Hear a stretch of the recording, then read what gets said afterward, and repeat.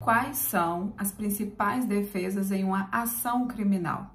E qual é, afinal, a importância dessa defesa num processo penal? Olá, eu sou a Milena Fernandes, advogada criminalista, e no vídeo de hoje eu quero compartilhar com você, eu quero explicar para você quais são as principais defesas em um processo criminal. Então fica ligado para você não perder vídeos como esse, se inscreve no canal, clica no like, dá aquele joinha bacana para impulsionar mais vídeos e compartilha com mais pessoas, tá? Então vamos lá. Quais são as principais defesas em um processo criminal?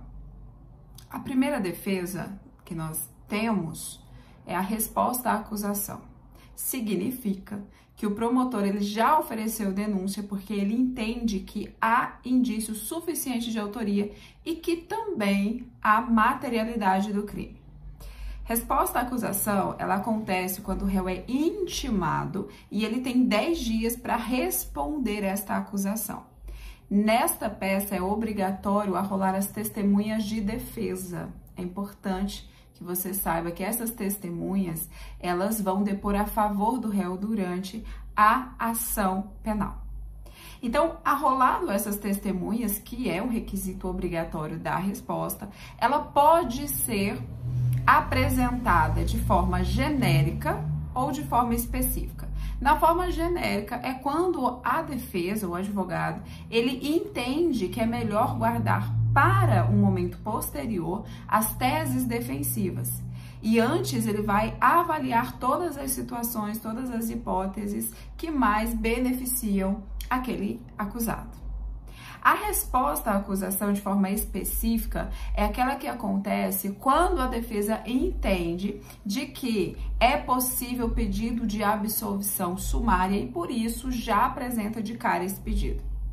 Lembrando que todos muito bem fundamentados, comprovados através de provas, testemunhos e tudo mais, que já foi arrolado lá na resposta, lembra? Bom, além das testemunhas de defesa, também serão arroladas as testemunhas da acusação e testemunhas do juízo, que servirão aqui como informantes. Passado essa defesa, nós temos também a audiência de instrução e julgamento, que é em momento posterior à resposta à acusação, e nela vão ser ouvidos as testemunhas, tanto da acusação quanto da defesa, serão ouvidos a vítima e também o acusado. Neste caso, ao final dessa instrução, que é uma audiência, que se chama instrução e julgamento, ao final, o juiz ele pode proferir uma sentença ou ele tem um período para proferir aquela sentença em momento posterior. Sendo assim, é importante que toda a defesa tenha sido estruturada, preparada com pedidos, tenha instruído o réu de maneira correta, né, aqui ainda acusado, ele tenha sido instruído de maneira correta para que ele não venha cometer alguns deslizes, né, para que ele não venha ali se atrapalhar no momento que ele for depor em juízo. Também é importante mencionar que o réu ele possui direito ao silêncio e isso não pode ser usado contra ele. Ou seja, quando o réu resolve não falar sobre aquele crime, não podem apontar esse requisito dele ter ficado calado contra ele, como uma prova desfavorável, do tipo, você não está falando porque você é culpado. Então, isso não pode acontecer, é um direito do réu, inclusive o réu tem direito de mentir no processo.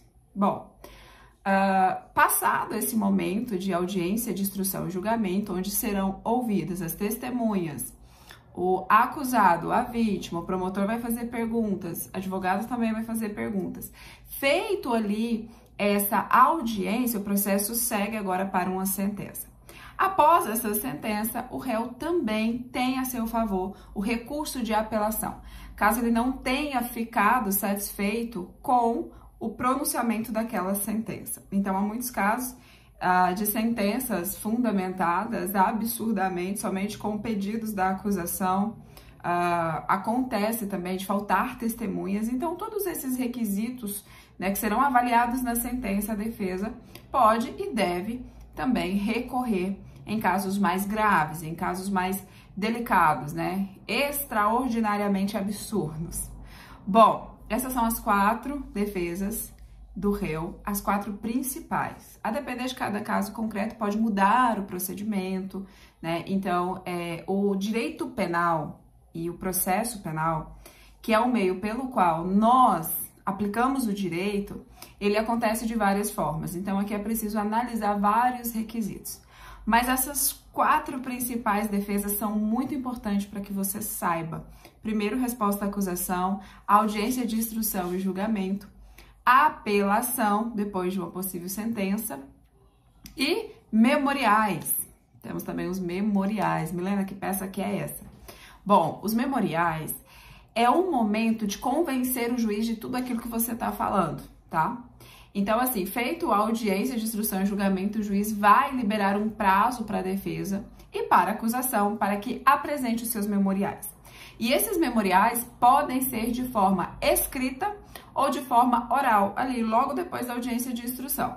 Então, tem casos em que o juiz ele já vira para a parte e fala assim, olha, nós vamos fazer os memoriais agora.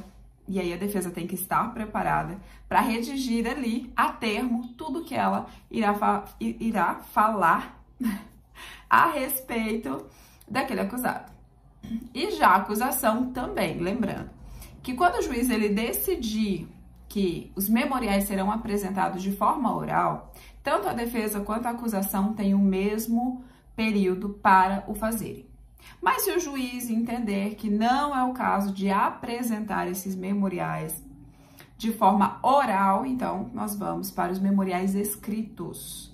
Então é o momento em que a defesa vai descrever todas as teses defensivas, fundamentar todos os pedidos, demonstrar ao juiz que aquela acusação contra o réu não tem todos os requisitos, que não foi bem daquela forma. Então, ali, a defesa vai expressar todos os seus argumentos. A defesa vai dizer ao juiz, convencer o juiz de que o crime praticado não tenha sido aquele que a acusação tenha colocado na denúncia, de que há argumentos que precisam ser analisados com mais cautela, com mais calma, enfim. O processo dos memoriais realmente é uma peça muito importante, tá? Esse procedimento, né? Essa peça, e que deve ser analisado de uma forma muito objetiva pelo juiz.